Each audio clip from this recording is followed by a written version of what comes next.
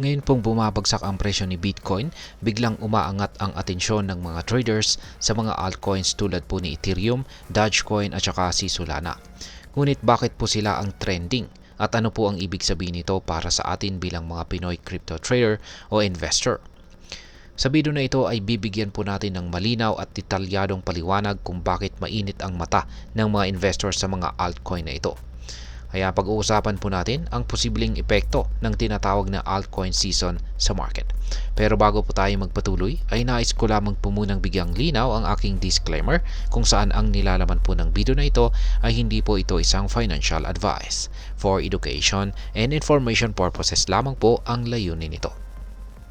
Yan, umpisan po natin sa katanungan kung ano po ang Ethereum, Dogecoin at saka Solana at bakit po sila trending ngayon.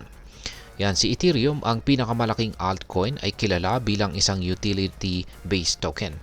Hindi lang ito simpleng cryptocurrency, kundi platform din para sa mga decentralized applications or dApps at smart contracts.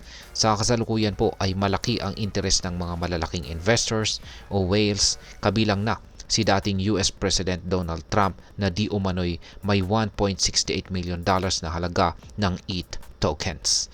Sa kasalukuyang deep na presyo ni Ethereum, bumili ng mas maraming tokens ang mga investors bilang bahagi ng kanilang long-term strategies. Sa ngayon ay nasa $3,402.59 ang trading price ni Ethereum at patuloy na tumataas ang demand nito. Samantala si Dogecoin naman ay ito po ay nagsimula bilang isang meme coin, ay nagpapakita naman po siya ng seryosong pag-angat. Sa loob lamang ng ilang araw, halos triple ang presyo nito mula po sa presyong 0.15 hanggang 0.46.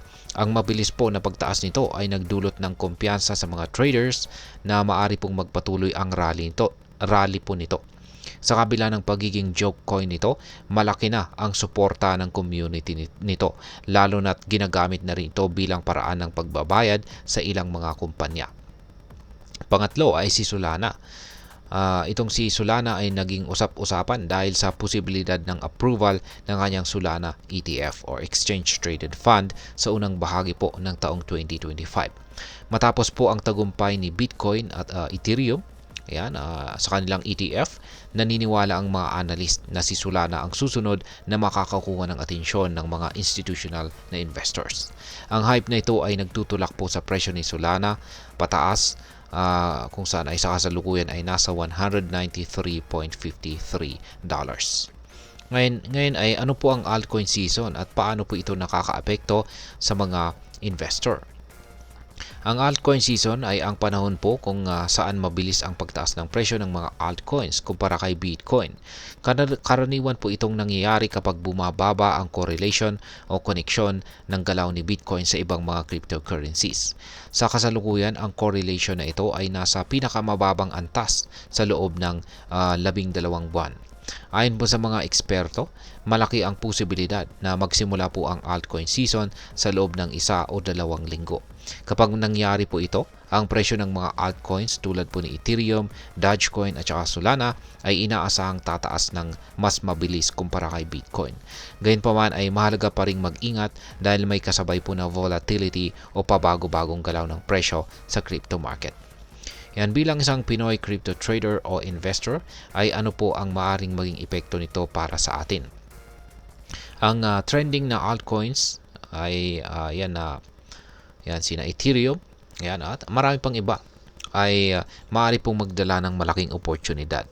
Una, ang pagbagsak po ng presyo ni Bitcoin ay nagbibigay po ito ng pagkakataon upang bumili ng mga altcoins sa mas murang halaga.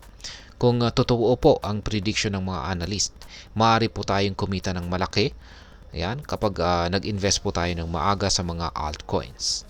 Pangalawa, ang pagdami po ng mga malalaking investors tulad po ng mga whales at saka institution ay nagdudulot po ito ng karagdagang kumpiyansa sa market.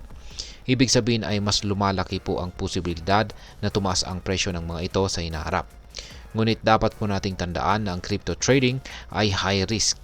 Hindi po laging sigurado ang kita rito, kaya't mahalaga ang tamang research bago po mag-invest. Ngayon ay ano po ang aking masasabi tungkol dito? Si Ethereum, Dogecoin at saka Solana ay hindi lamang po hype, kundi patunay ng patuloy na paglago ng crypto industry. Bagamat may panganib o risk na dala ang pabago-bagong galaw ng market, ipinapakita po ng mga altcoins na ito na may mga pagkakataon pa rin sa kabila ng market downturn. Ang susi po sa tagumpay bilang isang Pinoy crypto trader o investor ay ang pagiging updated, maingat at bukas sa mga bagong opportunity. Sa huli, ang desisyon po ay nasa sa iyo. Mag-research, mag-strategize at huwag pong kalimutang balansehin ang risk at saka rewards. Sino po ang nakakaalam?